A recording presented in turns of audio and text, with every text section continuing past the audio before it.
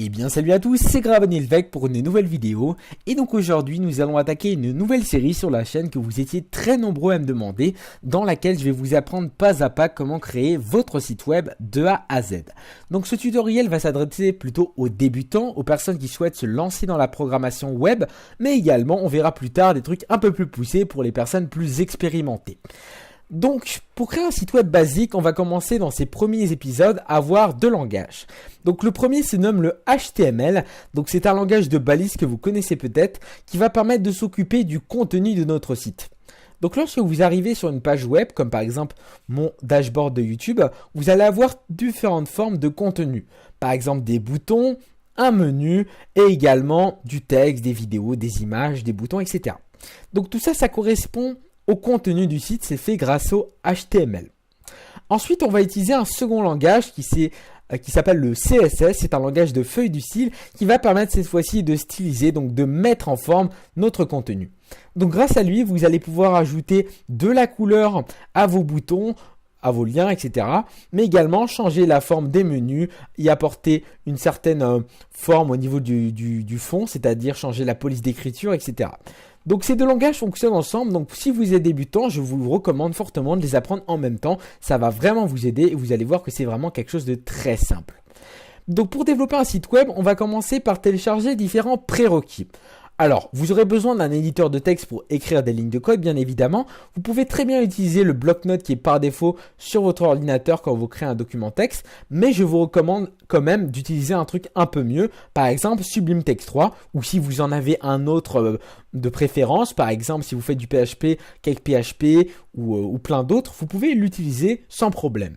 Donc moi je vais utiliser Sublime Text 3 puisque c'est un logiciel très simple d'utilisation qui va permettre non seulement de pouvoir éditer du code, donc d'écrire des lignes de code donc dans la partie droite, mais également dans la partie gauche de pouvoir gérer nos différents projets. Donc, vous allez vous rendre au niveau de la description ou directement au niveau de votre navigateur et vous allez taper sublimetext.com. Donc, vous allez dans la partie Download pour télécharger ce logiciel et là, vous allez pouvoir choisir la version adéquate à votre système d'exploitation. Donc, pour ma part, je suis sous Windows 64 bits, donc vous pouvez cliquer ici. Mais si vous êtes sur Mac ou Linux, vous pouvez également le télécharger. Donc, une fois que le logiciel est téléchargé, vous lancez l'installation. Vous avez juste à faire suivant. C'est une installation vraiment basique. C'est vraiment très simple. Le logiciel en lui-même est vraiment très léger. Il fait, je crois, 23 MO, il me semble. Donc, c'est vraiment très très léger. Donc, si vous avez un PC qui est faible en puissance, etc., ça ne va pas jouer là-dessus. Donc, une fois que vous avez téléchargé le logiciel, vous allez pouvoir le lancer et là on arrive sur cette interface. Donc je vous ai montré, ici on a le code et là on a la gestion des différents projets, les différents dossiers. Donc la première des choses à faire, ça va être de créer un dossier sur votre bureau ou à l'endroit où vous souhaitez, un dossier qu'on appellera par exemple mon site. Ce document va intégrer tout le contenu de notre site, c'est-à-dire les images, le texte, les vidéos. Donc tout ce qui va nous permettre de créer ce site sera dans ce document. Donc pour charger ce projet au niveau de votre Sublime Text, donc vous faites soit File, Open, Folder et vous choisissez le document, soit sinon simplement vous faites un petit glisser-déposer. Donc là, au niveau de Sublime Text, on va pouvoir carrément gérer notre document et ajouter par exemple des fichiers et également créer d'autres dossiers à l'intérieur. Donc on va commencer par créer deux dossiers. Donc vous faites New Folder et le premier se nommera CSS. Donc c'est grâce à lui que vous allez ranger vos feuilles de style. Donc à l'intérieur on va mettre un dossier qui s'appellera par exemple style.css. Donc vous faites un nouveau document style.css. Et c'est là où on mettra tout le code qui permettra de rajouter la couleur, la forme des boutons, etc. Ensuite, on va créer un deuxième dossier et cette fois-ci, on l'appellera IMG. C'est grâce à lui qu'on va ranger les différentes images de notre site. Donc, quand vous arrivez sur un site, vous avez différentes images. Donc, par exemple, ici, on a un logo, on a également différentes miniatures, on a un background, etc. Donc, tout ça, ce sera rangé au niveau de nos dossiers images ou IMG par défaut. Donc là, par défaut, si j'ouvre ça, j'ai rien dedans. Et on peut fermer ceci. Donc une fois que j'ai ces deux dossiers créés, on pourra également rajouter par la suite un petit dossier JS si vous souhaitez créer quelques animations. Mais pour l'instant, dans ces premiers épisodes, on ne va pas trop s'en servir. Donc, une fois que vous avez créé ces 3 dossiers, on va créer un nouveau fichier au niveau de la racine de notre dossier qu'on appellera index.html. Donc, c'est le document HTML qui va s'occuper de la page principale de notre site web. Donc, c'est la première page sur laquelle vos utilisateurs vont arriver. Donc, à ce niveau-là, si j'écris par exemple test, comme ceci, et que je lance le document, vous allez avoir l'apparition de ce message sur l'écran de l'utilisateur. Donc pour ouvrir ce document HTML au niveau de votre navigateur, donc soit vous le prenez dans le dossier et vous faites juste un glisser-déposer, donc vous faites ça comme ceci, vous mettez l'écran sur le côté et vous faites glisser-déposer.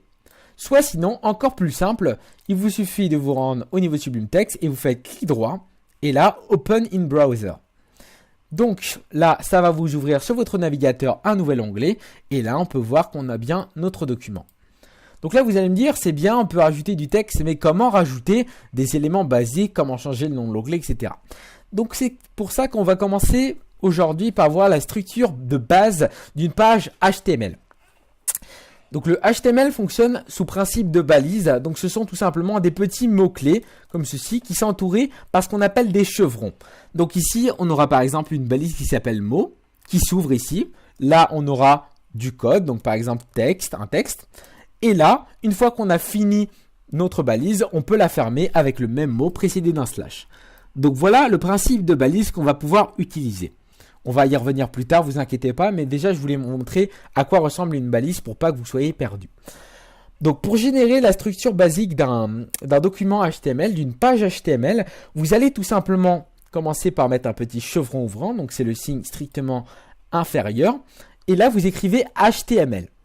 Grâce à Sublime Text, vous allez pouvoir générer la structure très simplement, donc vous ne fermez pas ici la balise, mais vous mettez tout simplement entrée. Donc là on peut voir que ça nous a généré plusieurs petites balises. Donc la première balise correspond à la déclaration du document. Ici, on parle d'un document de type HTML puisque c'est lui qui va s'occuper du contenu. Ensuite, on a une balise qui s'appelle HTML et elle va contenir l'ensemble de notre page. Donc là, on va pouvoir espacer un peu ça. Donc je vous recommande de faire ça pour pas que ce soit tout sur la même ligne comme ça, parce que si vous mettez tout sur la même ligne, ça va vous embrouiller. Donc si vous souhaitez par exemple décaler cette balise vers la droite, vous la sélectionnez et avec la tabulation, il vous suffit de cliquer et là vous pouvez décaler.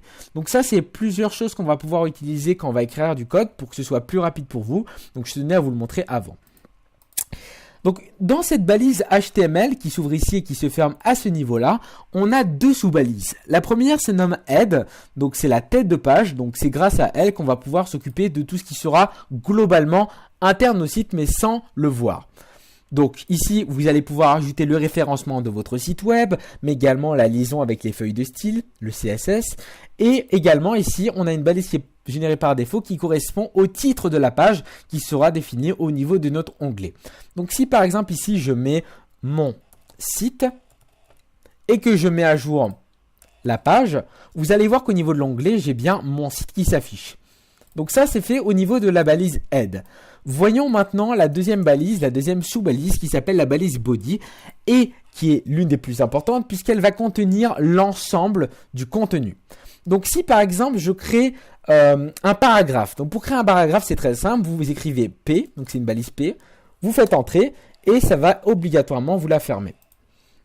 Donc là par exemple on va mettre un paragraphe de bienvenue de notre site, donc bienvenue sur mon site. N'hésite pas à manger des pâtes. Des pâtes. Voilà.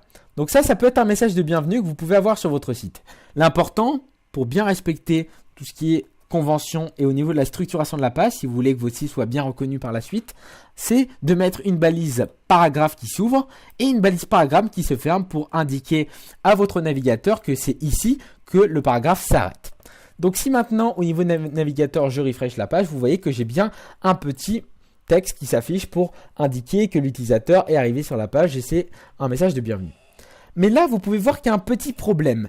En effet, j'ai bien écrit Pat avec le petit tréma dessus.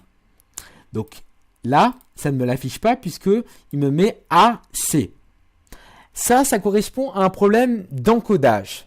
Donc, vous avez plusieurs types d'encodage et pour le web, dans ce cas-ci, pour utiliser les accents, les arrobases, etc., on utilise ce qu'on appelle le UTF-8. Donc, ça correspond à tout ce qui est arrobase, etc. Donc, ce qu'on va devoir faire, c'est changer l'encodage de notre page. Et ça ne se passe pas au niveau du visible, mais ça se passe au niveau de la tête de page. Donc, vous allez sauter une ligne ici et on va rajouter une autre balise qui s'appelle Meta. Donc, vous faites Meta et vous faites entrer. Et là, rien besoin d'écrire, ça vous génère obligatoirement par défaut le Meta Charset 8. Donc ici, on a notre balise qui prend ici ce qu'on appelle des attributs. Donc ce sont tout simplement des paramètres qui vont vous permettre de modifier votre balise. Donc de pouvoir lui donner un identifiant, un nom, un certain titre, etc. Donc c'est ce qui va permettre de personnaliser la balise en question. Sinon, toutes les balises seraient les mêmes. Donc ici, c'est une balise de type charset qui a UTF-8 pour paramètres. Donc là, si maintenant je refresh ma page, donc je ne sais pas si j'ai sauvegardé. Je sauvegarde ma page, je refresh et là, vous allez voir que je n'ai plus de problème d'encodage puisque maintenant, ma page prend en compte le UTF-8. Très bien. Donc là, on a vu vraiment la base d'un site web, un onglet et un paragraphe. Maintenant, je vais vous montrer comment rajouter un titre. Ça, c'est quelque chose d'assez basique. Donc, vous allez sauter une ligne au niveau du body. Et là, on va utiliser la balise H1, comme ceci. Donc là, c'est le même principe. On ouvre ici une balise H1 qui correspond à la headline. Donc, c'est le titre, le gros titre de la page. Donc, on en mettra par exemple « Welcome », comme ceci. On n'oublie pas de la fermer, sinon ça ne va pas être pris en compte. Et là, si je refresh, vous voyez qu'il y a bien un gros titre qui vient de s'afficher. Il y a également plusieurs autres types de balises en termes de paragraphes qui peuvent, en termes de titres qui peuvent être utilisés. Par exemple, la balise H2, comme ceci, qui est une balise un peu plus petite que le H1. Donc, vous pouvez utiliser même le H3, H4, etc. Et la dernière, c'est le H6 qui est encore plus petite. Donc là, on va refresh. Et là, elle est encore plus petite, même plus petite qu'un paragraphe. Donc, vous pouvez changer comme ça, par défaut, les balises pour pouvoir gérer un petit peu les éléments par défaut de votre site web. Alors, on va essayer de voir quelque chose d'assez intéressant. Donc, je vais refresh ça. Et là, vous pouvez voir que ici, c'est une balise vraiment très simple. Donc, elle n'est pas modifiée comme ici, on a un attribut. Par la suite, on pourra tout simplement dire pour cette balise H2, quel élément on veut faire.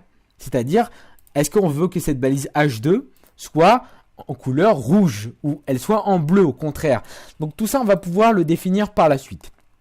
Donc maintenant, je vais vous montrer une dernière chose que vous allez pouvoir utiliser, c'est comment créer un lien et comment créer une image. Donc ça, c'est vraiment les trucs de base que vous avez sur tous les sites. Donc pour créer un lien, vous allez utiliser la balise A, comme ceci. Donc vous faites entrer de nouveau et là, il va vous demander comme paramètre d'ajouter ce qu'on appelle un href, c'est-à-dire une référence. Donc on va mettre par exemple une adresse web, par exemple google.com, comme ceci. Et là on mettra lien vers Google. Je vais vous montrer un peu ça. Donc ici on a une balise A qui correspond à un lien. On lui dit quel lien, vers quelle page on va se rediriger. Et entre ces différents balise, on va pouvoir mettre un texte sur lequel notre utilisateur va pouvoir cliquer. Donc si maintenant je refresh, vous aurez ce fameux lien vers Google. Si je clique dessus, on peut voir que ça me redirige bien vers la page officielle de Google. Maintenant, si je souhaite ouvrir ce lien dans une autre page, eh bien c'est très simple, je rajoute ici un nouvel attribut en sortant des guillemets qui signifie target pour signifier, pour tout simplement cibler un élément précis. Donc là, ce lien, lorsque je vais cliquer dessus, va s'ouvrir par exemple sur une nouvelle page, une page blanche. Pour créer une nouvelle page blanche, vous allez faire underscore, donc c'est le tiré du 8, blank. Donc ça permet de définir que ce lien-ci s'ouvrira dans une nouvelle page, une page blanche, tout simplement pour éviter de devoir quitter celle-ci. Donc si maintenant je refresh la page et que j'exécute le lien, on peut voir qu'il ne s'ouvre plus à ce niveau-là, mais il crée bien un nouvel onglet. Très bien. Donc maintenant, on va voir la dernière chose, c'est les images. Donc là, je vous montre vraiment les bases. Donc par exemple, on va prendre une image classique. Donc par exemple, je crois que dans ma corbeille, j'avais un hamburger. Il me semble. Je vais regarder. Donc j'ai une poubelle assez remplie. Donc si vous avez des questions sur ce premier épisode, n'hésitez pas à me les poser en commentaire. J'essaye de vous montrer déjà les éléments de base du HTML pour par la suite créer des trucs un peu plus poussés. N'hésitez pas également à me faire vos suggestions, bon ça vous le savez. Et voilà, tout simplement. Donc ça prend un petit peu de temps à charger au niveau de la corbeille. Bon c'est pas grave, je vais prendre au niveau de ma page web, par exemple le logo de ma chaîne. Donc là on va afficher cette image et je vais venir la prendre sur mon bureau. Donc, ce que vous allez faire pour ajouter une nouvelle image, vous avez deux possibilités. Donc ici, on va utiliser une nouvelle balise, donc c'est la balise IMG, donc vous faites entrer. Et là, il nous demande ici la source de cette image. Donc vous avez deux possibilités pour mettre votre image. Soit vous prenez le lien qui correspond à cette image, donc là, j'ai le lien de cette image, donc vous faites copier, et vous pouvez le coller ici, comme ceci. Donc là, j'ai mon image qui s'affiche. Soit sinon, vous pouvez le mettre au niveau de votre dossier IMG qu'on a créé au préalable. Donc vous allez vous rendre au niveau de mon site IMG et là on peut glisser notre logo et on peut le renommer au lieu de photo en logo. Donc ce qui est très important à retenir, c'est le nom et l'extension de cette image. Donc au lieu de mettre ça, on va mettre un lien interne au site web. On va lui dire tout simplement va dans le dossier image pour récupérer notre image. Et là, quand je mets ce petit slash, ça veut dire que je rentre dedans. Et là, je mets le nom de cette image. Donc c'est logo.jpeg. Donc si maintenant je refresh cette page, vous allez voir que rien ne se passe puisque de toute façon, je l'avais déjà prédéfini au préalable. Ça correspond à la même image. On va voir une dernière chose, c'est comment modifier la taille de cette image. Donc là, on va rajouter un nouvel attribut qui correspond à la taille en hauteur et en largeur. Donc, la taille globale se fait avec le WidthDTH. Donc là, c'est un attribut qui permet de choisir en pixels, qu'est-ce que vous voulez comme taille. Par exemple, on va mettre 500 pour voir ce que ça nous donne. Si je mets 500, vous allez voir que ça met vraiment une très grosse image et ça la dépixelise. Par contre, si je mets je sais pas, 50 pixels, là ça me met une image beaucoup plus petite. Si maintenant je veux changer la longueur de l'image, entre guillemets, la largeur, enfin plutôt ouais, la largeur, vous allez rajouter un nouvel attribut et cette fois-ci on va utiliser Ect pour changer la taille. Donc on mettra par exemple 200. Donc là je sais que mon image est correctement formée comme un carré, donc ça fonctionnera pas puisque ici ça va la déformer comme c'est un carré par défaut. Donc là vous voyez que ça déforme bien l'image. Voilà, donc ça c'est pour ajouter une image, donc c'est vraiment les éléments basiques que vous allez pouvoir utiliser sur tous les sites web, donc je tenais à vous montrer ça par défaut. On va faire une dernière manipulation avant de se quitter, c'est relier notre document HTML au fichier CSS qu'on va utiliser plus tard. Donc vous vous rendez au niveau de la balise head et on va faire une nouvelle balise link pour faire une relation entre un nouveau fichier. Donc là vous faites entrer et pareil ça vous génère le corps par défaut.